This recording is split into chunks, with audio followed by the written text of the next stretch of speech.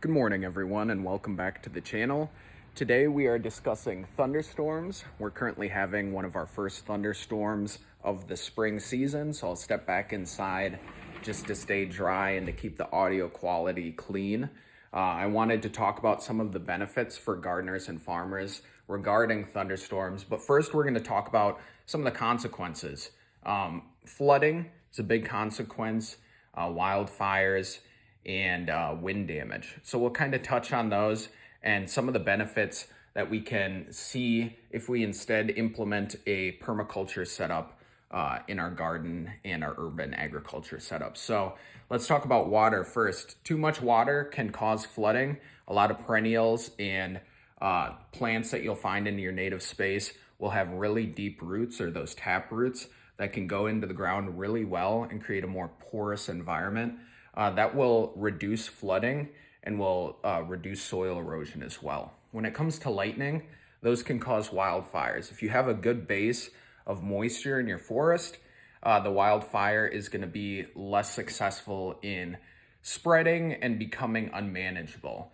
Lightning itself is superheated plasma that starts in the atmosphere and travels all the way to the earth to dissipate its energy. As it's traveling through the atmosphere, it's heating up nitrogen molecules in the atmosphere, which can release and bind to oxygen molecules, creating like a nitrogen oxide.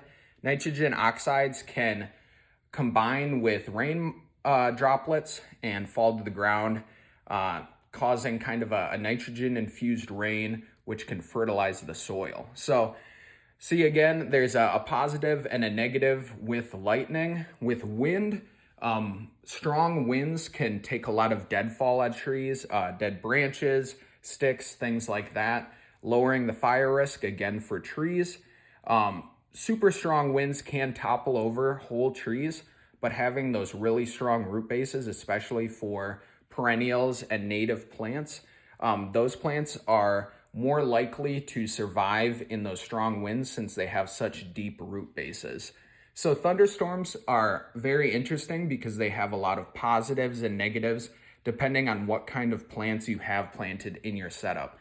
If you primarily use perennials and native plants that are suited to the environment, the thunderstorm will actually benefit them in a lot of ways since they are adapted to survive the harsh conditions that the thunderstorm provides, but also take in the benefits such as the nitrogen rain that the thunderstorm can produce as well. So that's just a little fun fact about thunderstorms for today regarding gardening and farming. Hope you enjoy and hope you have a great rest of your day.